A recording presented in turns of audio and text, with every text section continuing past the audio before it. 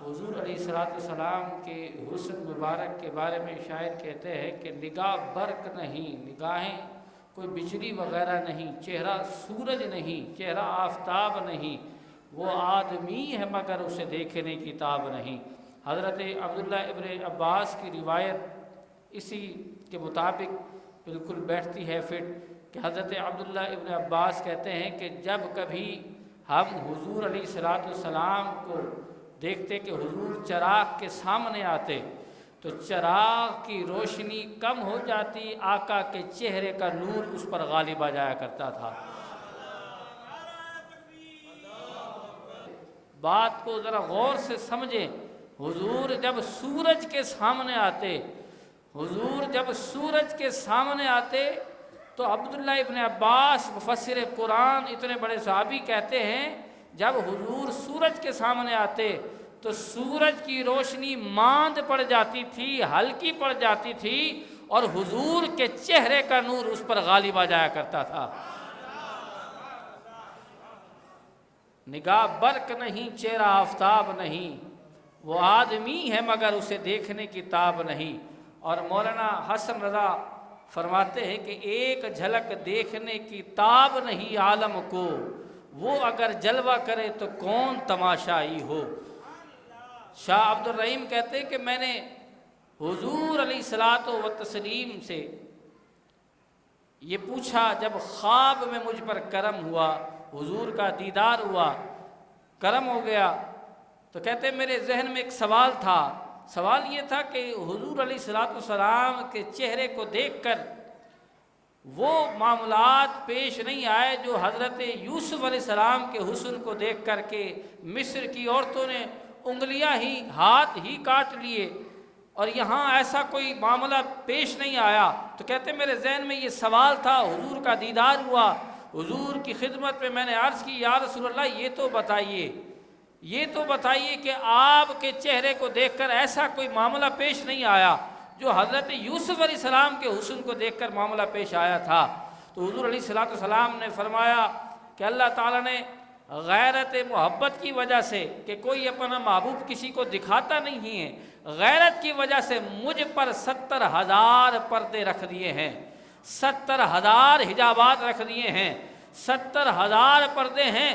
تو ملا علی قاری کہتے ہیں کہ اگر حضور علیہ الصلوۃ والسلام پر یہ جو 70,000 پردے اللہ تعالیٰ نے رکھ کر کائنات میں بھیج دیا تھا، اگر اس میں سے ایک پردہ ہٹا دیا جاتا اور حضور علیہ الصلوۃ والسلام قبرستان میں چلے جاتے تو وہ کہتے ہیں، ملا علی قاری کہتے ہیں، اتنے بڑے بزرگ کہتے ہیں کہ جب حضور قبرستان میں جاتے تو قبرستان میں جو مردے ہوتے وہ باہر نکل آتے اور باہر نکل کر حضور کا کلمہ پڑھنا شروع کر دیتے۔ حضور علیہ الصلوۃ والسلام کے چہرے پر 70,000 حجابات ہیں، ایک جھلک دیکھنے کی تاب نہیں عالم کو، وہ اگر جلوہ کرے تو کون تماشائی ہو۔ اور پھر وادی حمراء میں جب ہمارے پیر صاحب، پیر سید میر علی شاہ صاحب رحمۃ اللہ تعالیٰ علیہ کو دیدار ہوا، جب آپ نے عشاء کی سنتیں ترک کر دی، تھکاوٹ کی وجہ سے سفر میں تھے، تو سنت غیر موقدہ کو ترک کیا، نبی علیہ الصلوۃ والسلام نے کرم فرمایا، آپ نے اپنا آپ کو دیدار کرا دیا۔ جب ہمارے پیر صاحب کو دیدار ہوا تو پیر سید میر علی شاہ صاحب رحمۃ اللہ تعالیٰ علیہ آپ نے جب دیدار کر لیا، اس کے بعد پھر آپ نے یہ کلام لکھا، اج سکھ مترادی ودیری ہے۔ اس میں شعر لکھتے ہوئے لکھتے ہیں کہ اس صورت نو میں جان آکھاں کہ جانے جہان آکھاں، سچ آکھاں تے رب دی میں شان آکھاں، جس شان تو شانہ سب بڑیاں۔ اور پیر صاحب یہاں ایک کمال شعر لکھتے ہیں، کہتے ہیں اے صورت شالہ پیش نظر، رہے وقت نزات روز حشر، وچ قبر تے پل تھی جد ہوسی گزر، سب کھوٹیاں تھی سن تد کھریاں۔ پیر صاحب کہتے ہیں یہ صورت ہمارے سامنے ہر وقت رہے حضور، ہم یہ چاہتے ہیں، ہماری یہ تمنا ہے کہ آپ کا چہرہ ہو اور ہم اسے دیکھتے رہیں۔ اور پھر پیر صاحب آگے بات کرتے ہوئے کہتے ہیں کہ جب موت کا وقت آئے، ایسا کٹھن لمحہ آئے، اس وقت بھی آپ کا چہرہ سامنے ہو تو ہم ایسے کٹھن لمحے سے بھی گزر جائیں گے۔ اور جب حشر کا میدان ہوگا، اس وقت بھی ہمیں کچھ نہیں ہوگا، ہم آپ کے چہرے کو دیکھتے رہیں گے۔ اور پھر کہتے ہیں کہ پل صراط پر سے جب گزرنا ہوگا اور قبر کے جب معاملات ہوں گے، ایسے وقت میں بھی حضور بس آپ کا چہرہ سامنے رہے، سب کھوٹیاں تھی سنتد کھریاں۔ ایسے وقت میں جب قبر کا معاملہ ہوگا، حشر کا معاملہ ہوگا، پل صراط کا معاملہ ہوگا، نزا کا وقت ہوگا، ایسے کٹھن لمحات میں، ایسے وقت میں جب آپ کا چہرہ سامنے ہوگا تو ہمیں کچھ نہیں ہوگا، ہم لڑکھڑائیں گے نہیں۔ وجہ یہ ہوگی آپ کا چہرہ سامنے ہوگا اور ہم سارے مراحل میں کامیاب ہوتے چلے جائیں گے۔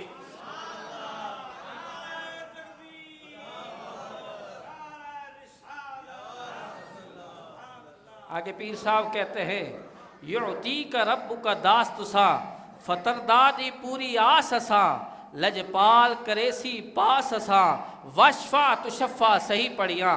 پیر صاحب کہتے ہیں اللہ نے آپ سے وعدہ فرما لیا ہے، آپ سے جب تک آپ کو آپ کا رب راضی کرے گا قیامت کے دن، اور پھر آپ خود کہتے ہیں کہ آپ اس وقت تک راضی نہیں ہوں گے جب تک ہمیں جنت میں اپنے ساتھ نہ لے جائیں، اور پھر آپ جب وہاں کرم نوازی فرمائیں گے، ہماری شفاعت کریں گے، وشفا تشفا، صحیح پڑھیاں۔ پھر جب آپ کرم نوازی فرمائیں گے، رب کی بارگاہ میں عرض کریں گے کہ مولا میری امت میری امت، تو اللہ تعالیٰ آپ پر یہ کرم فرمائے گا اور آپ کے صدقے ہم پر یہ کرم فرمائے گا، آپ شفاعت کرتے چلے جائیں گے، رب ہمیں معاف کرتا چلا جائے گا۔ پیر صاحب حضور کے حسن کو دیکھ کر یہ شعر لکھتے ہیں، کہتے ہیں سبحان اللہ ما اجملکا ما اکملکا ما احسنکا، کتھے مہر علی کتھے تیری ثنا گستاخ کی کتھے جاڑیاں، کہ یا رسول اللہ آپ کتنے خوبصورت ہیں، کتنے خوبصورت ہیں۔ اور حضور کا چہرہ کتنا خوبصورت، حضور کا چہرہ تھا کتنا خوبصورت کہ جس صحابی نے حضور کے چہرے کو دیکھا، بلکہ صحابی کی بات الگ رہی، میں ایک پورے صحابہ کی جماعت کی بات کرتا ہوں۔ جب حضور علیہ السلام سخت علیل ہو گئے، وصال کا وقت قریب تھا، تو اس وقت حضور مسجد میں تشریف نہ لاتے، حضرت ابوبکر صدیق رضی اللہ تعالیٰ عنہ مصلی امامت پر کھڑے ہو کر نمازیں پڑھاتے اور امامت فرماتے، صحابہ پیچھے نماز پڑھتے۔ حضور طبیعت کی وجہ سے مسجد میں نہ آتے، لیکن چونکہ صحابہ ان کی نگاہوں کا مرکز ہی حضور کا چہرہ تھا، وہ ہر نماز میں انتظار کرتے تھے کہ آج یار کرم فرمائیں گے، آج اپنا چہرہ دکھائیں گے۔ 3 دن ہو گئے، صحابہ انتظار میں تھے، ادھر ابوبکر صدیق رضی اللہ تعالیٰ عنہ مصلی امامت پر کھڑے ہیں، نماز چل رہی ہے، نماز ہو رہی ہے، صحابہ پیچھے کھڑے ہیں، ابوبکر صدیق آگے کھڑے ہیں، حجرہ اس طرف ہے، پیچھے ہے، دائیں جانب ہے، حضور علیہ السلام بائیں جانب حجرہ ہے۔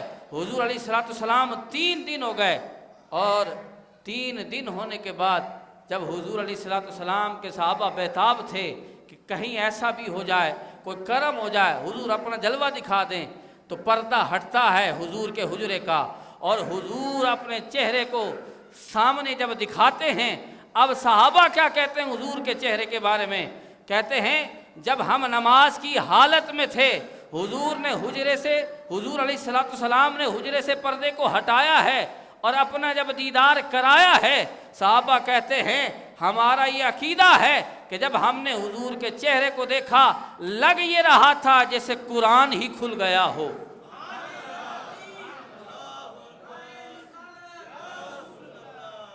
حضرت ابوبکر صدیق رضی اللہ تعالیٰ عنہ کے بارے میں آتا ہے کہ حضور کے چہرے سے کس قدر محبت فرماتے تھے۔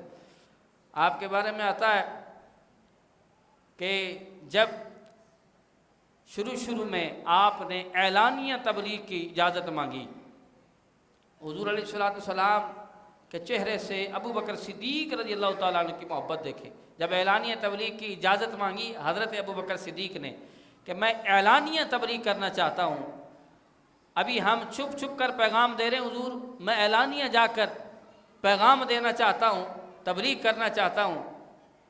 آقا علیہ السلام نے منع کیا، لیکن آپ کے بہت اصرار پر میرے آقا نے اجازت دی۔ ابوبکر صدیق رضی اللہ تعالیٰ عنہ کعبے کے اندر کھڑے ہو کر تبلیغ کر رہے ہیں کہ وہ وحدہ لا شریک ہے، اسی کی عبادت کرنی چاہیے، یہ بتوں کی عبادت نہیں کرنی چاہیے۔ جب مشرکوں نے یہ دیکھا کہ ابو بکر صدیق اب اعلانیہ تبلیغ کر رہے ہیں، اسلام کی دعوت دے رہے ہیں، اب مشرکین وہ کفار آ کر آپ پر حملہ کرتے ہیں اور اتنا مارتے ہیں کہ آپ بے ہوش ہو کر زمین پر آ جاتے ہیں۔ موت ایسا لگتا ہے کہ آپ کے قریب آ چکی تھی۔ حضرت ابو بکر صدیق رضی اللہ تعالیٰ عنہ کے قبیلے والے آ جاتے ہیں، وہ مشرکین وہ کفار بھاگ جاتے ہیں، بنو تمیم والے آپ کے قبیلے والے آپ کو اٹھا کر گھر لے آتے ہیں۔ صبح کا وقت ہے، صبح صبح یہ معاملہ ہو چکا ہے۔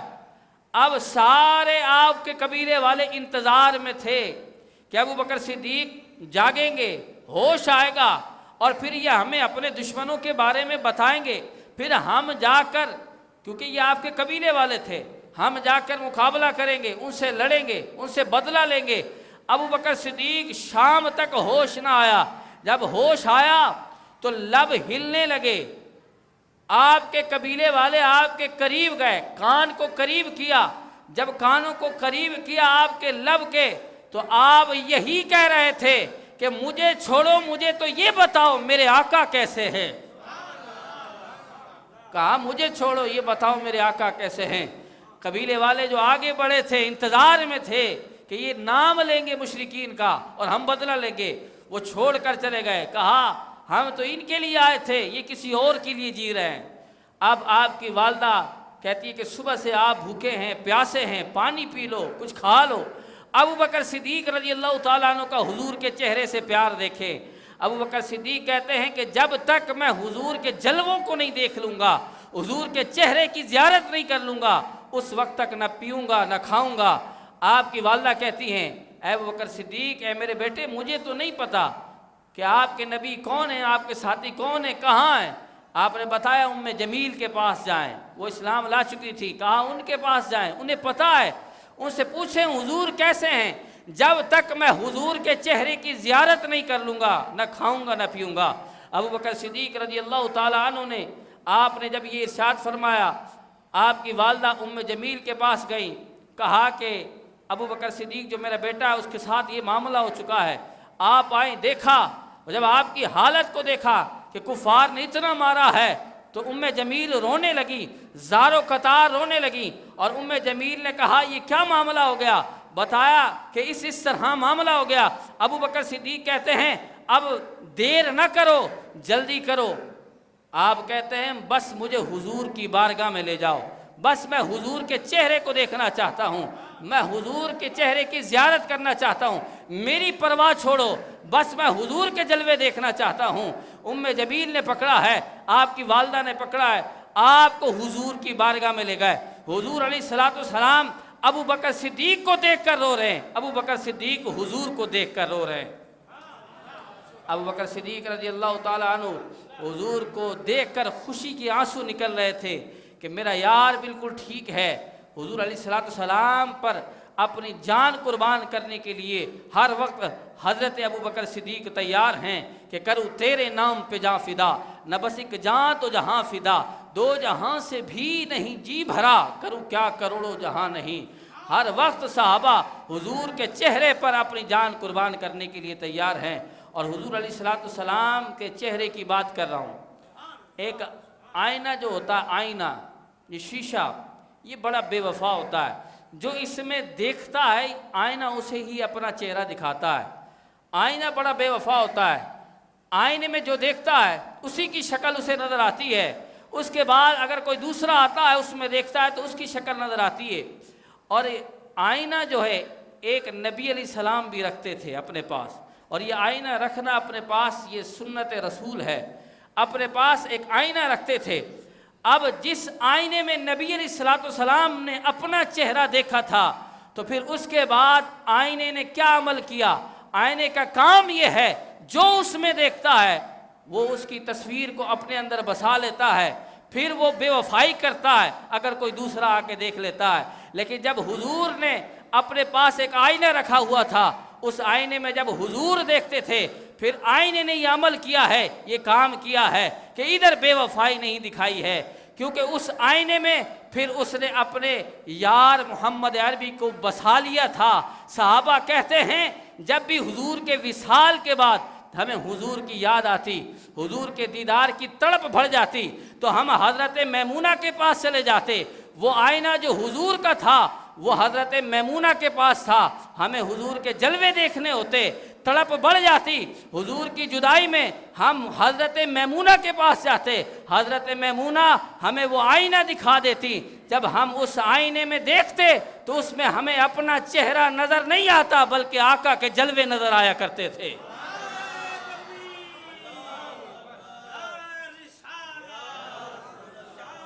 حضور کا چہرہ کیسا ہے کہ شاعر کہتا ہے دیکھ کر حسن تیرا، تیرا کہاں مان لیا۔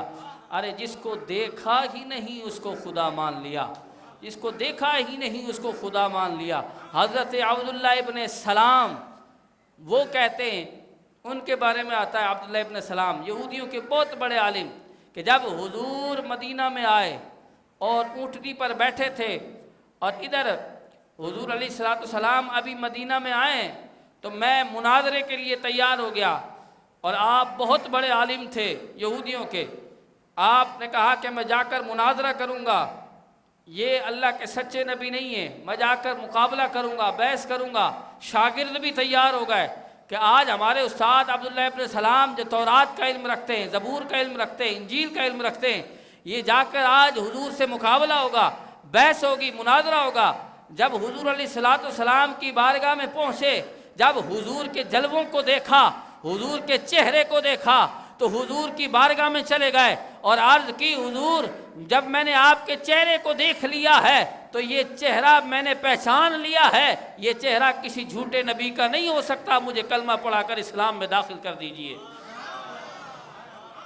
مجھے کلمہ پڑھا دیجئے، کیونکہ دیکھ کر حسن تیرا، تیرا کہاں مان لیا، اور جس کو دیکھا ہی نہیں اس کو خدا مان لیا۔ تو حضور علیہ السلام آپ کے بارے میں آتا ہے، حضور کے جلووں کے بارے میں بہت سارے واقعات ابھی باقی ہیں، انشاءاللہ اس کو اگلے جمعے میں بیان کروں گا۔ آخری بات کہ مرید سے پیر نظر آتا ہے، فرع سے اصل نظر آتا ہے، شاگرد سے استاد نظر آتا ہے، قطرے سے دریا نظر آتا ہے، صحابی سے نبی نظر آتا ہے، اور میرے نبی سے خدا نظر آیا کرتا ہے۔ دیکھنے والے کہا کرتے ہیں اللہ اللہ، یاد آتا ہے خدا دیکھ کے صورت تیری۔ دعا ہے اللہ رب العزت کی بارگاہ میں کہ اللہ تعالی ہم سب کو حضور علیہ السلام کی سچی محبت عطا فرمائے۔